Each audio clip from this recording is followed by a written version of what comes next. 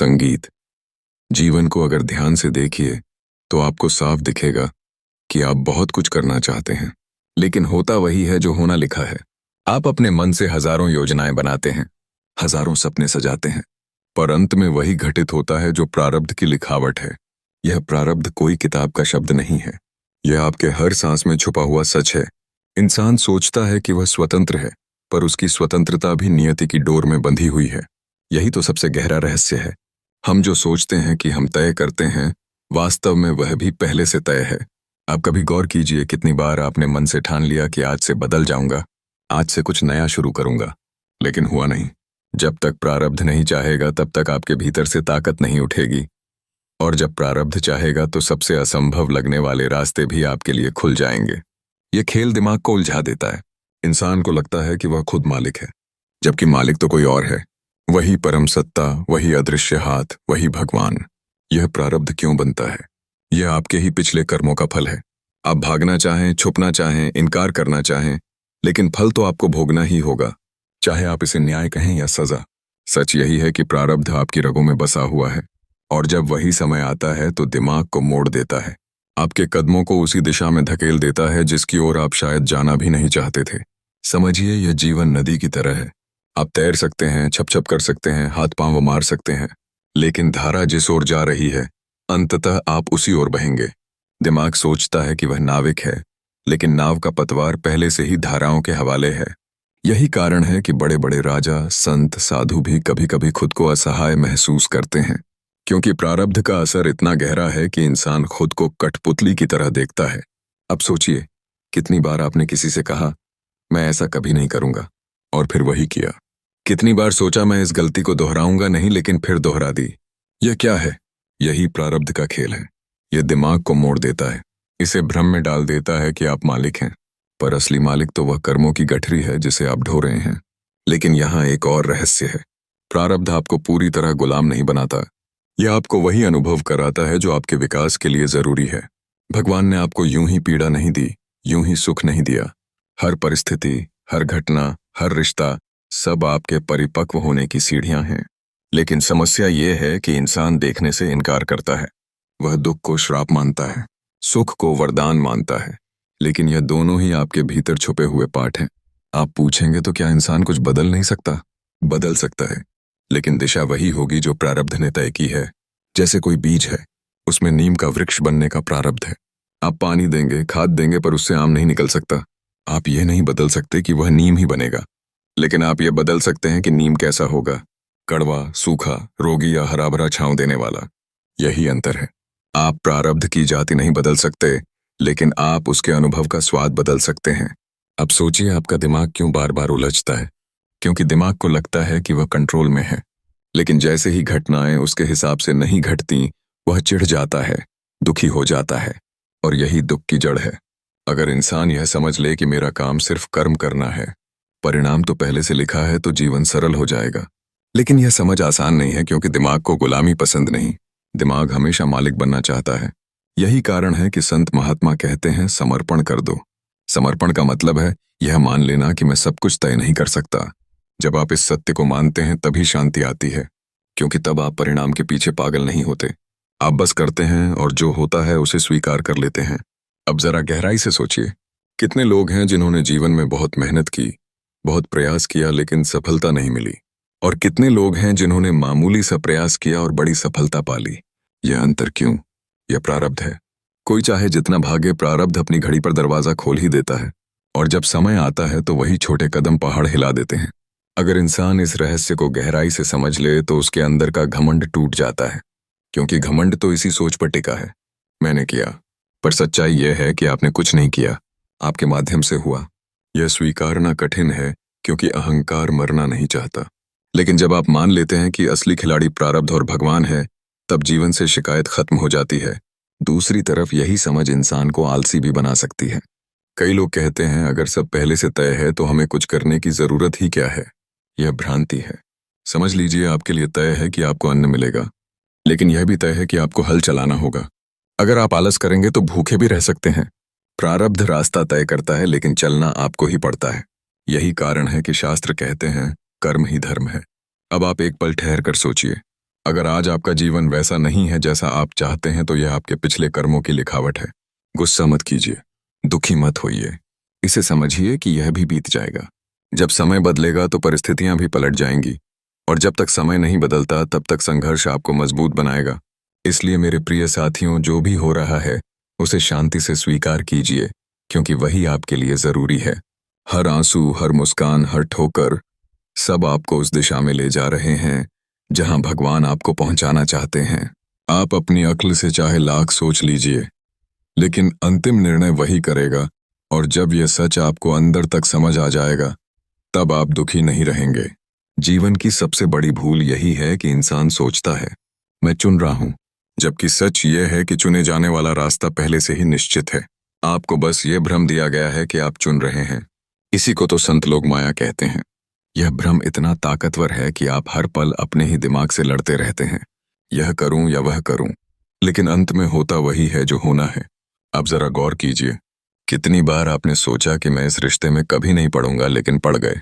कितनी बार मन ने ठान लिया कि इस जगह नहीं जाऊंगा, लेकिन किसी मजबूरी, किसी कारण, किसी आकर्षण से वहीं पहुंच गए। यह सब खेल है उस अदृश्य धागे का जिसे आप नहीं देख पाते, पर वही आपकी चालें बुन रहा है। यही प्रारब्ध है।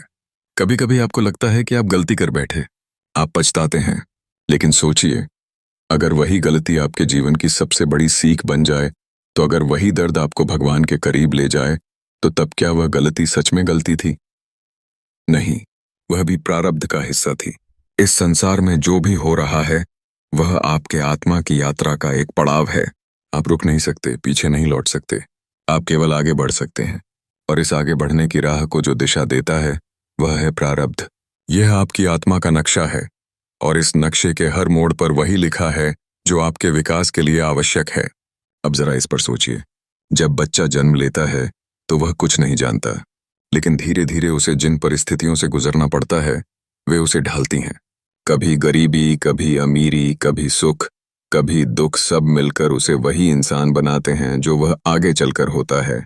अगर यह सब आपके हाथ में होता तो क्या आप खुद को कभी दुख देते, कभी असफलता का स्वाद चखाते? नहीं।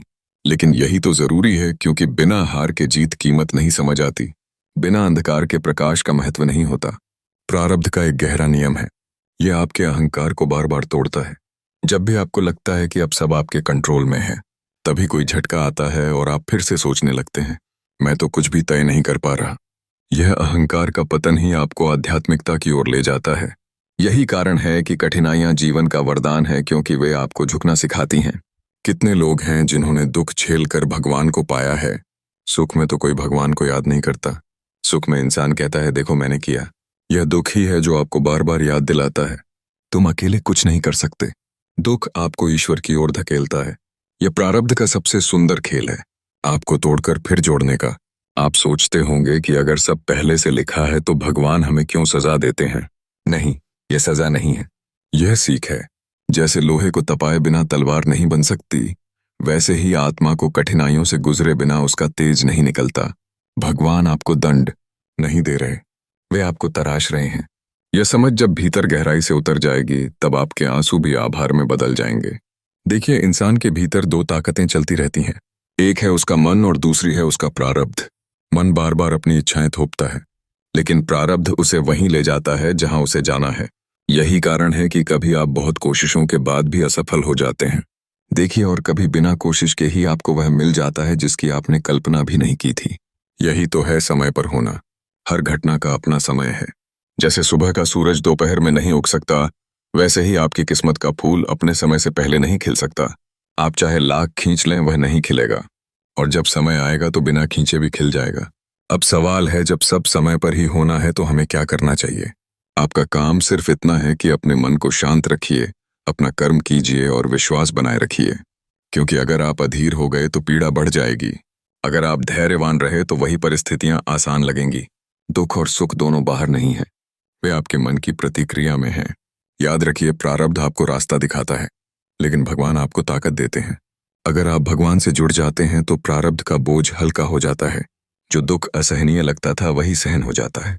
और यही कारण है कि संत कहते हैं भगवान को थाम लो, क्योंकि जब आप उन्हें थामते हैं तो आप प्रारब्ध के गुलाम नहीं रहते, आप उसके साक्षी बन जाते हैं। एक साक्षी की स्थिति बहुत अद्भुत होती है। तब आप देखते हैं कि जीवन आपके सामने घट रहा है। आप दुख भी देखते हैं, सुख भी देखते हैं, पर भीतर से अडोल रहते हैं। यही सच्चा ध्यान है। और यही वह अवस्था है जहां पहुंचकर इंसान कहता है, अब मुझे किसी चीज का डर नहीं है, क्योंकि जो हो रहा है वही होना चाहिए। अब मैं आपसे एक सवाल पूछना चाहता हूं। क्या आपने कभी महसूस किया है कि जब आप बहुत जोर लगाते हैं तब चीजें और बिगड़ जाती हैं, और जब आप छोड़ देते हैं तब सब अपने आप ठीक हो जाता है? यही तो है प्रारब्ध का कमाल। जब आप छोड़ देते हैं तो आप नियति के साथ बहने लगते हैं, और तभी जीवन सहज हो जाता है। यहाँ एक कठोर सच्चाई है। अगर आप सोचते हैं कि आप अपने भाग्य को मात दे देंगे तो आप भ्रम में हैं। आप अपने प्रारब्ध से भाग सकते हैं, लेकिन भागते हुए भी वही आपको पकड़ लेगा। आप चाहे लाख दिमाग लगाएं, लेकिन वह आपको उसी मोड़ पर ले आएगा जहां आपको पहुंचना है। यही कारण है कि महान संत कहते हैं, भाग्य से लड़ो मत, उसे स्वीकार करो, क्योंकि स्वीकार करने में ही शांति है। लेकिन याद रखिए, स्वीकार करने का मतलब हार मानना नहीं है। स्वीकार करने का मतलब है समझदारी। जैसे एक समझदार इंसान नदी की धारा के विपरीत तैरने की कोशिश नहीं करता, बल्कि धारा के साथ बहकर अपने गंतव्य तक पहुंच जाता है। जीवन में सबसे बड़ी आजादी वही है जब आप स्वीकार कर लेते हैं कि आप पूरी तरह स्वतंत्र नहीं हैं। सुनने में यह उल्टा लगता है, कैसे गुलामी में भी आजादी हो सकती है, लेकिन यही तो रहस्य है।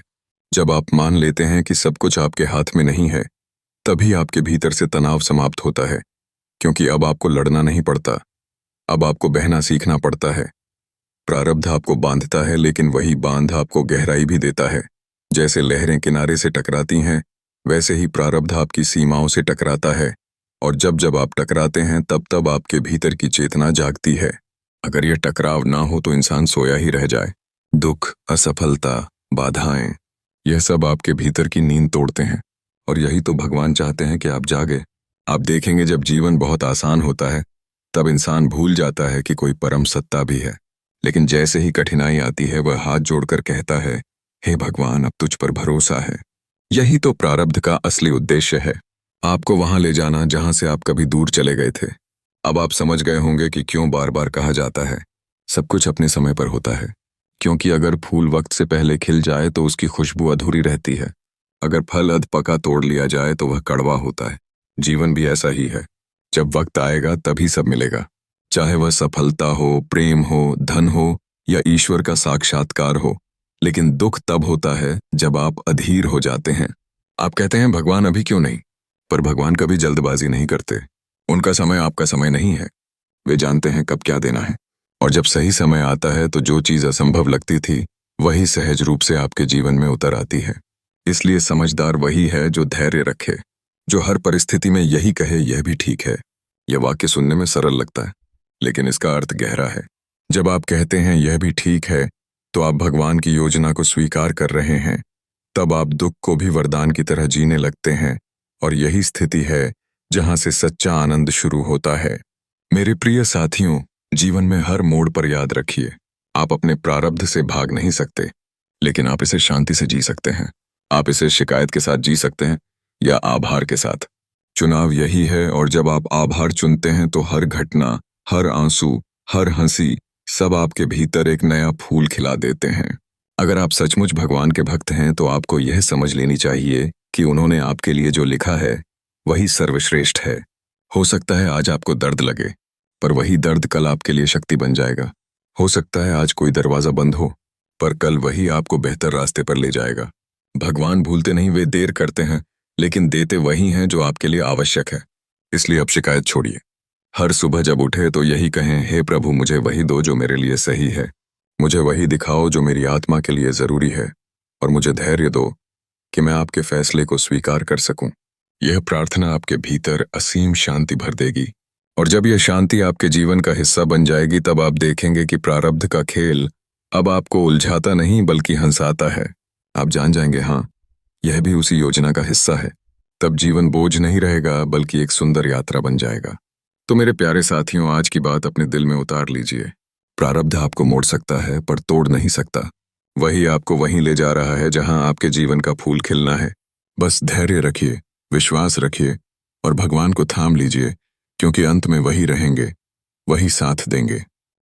अगर आपको यह बातें दिल की गहराई तक छू गई हैं तो इस वीडियो को लाइक ज़रूर कीजिए और कमेंट में लिखिए मैं अपना जीवन भगवान को समर्पित करता हूँ। और हाँ, ऐसे ही गहरे संदेशों के लिए जुड़े रहिए। भक्ति के मार्ग, संगीत।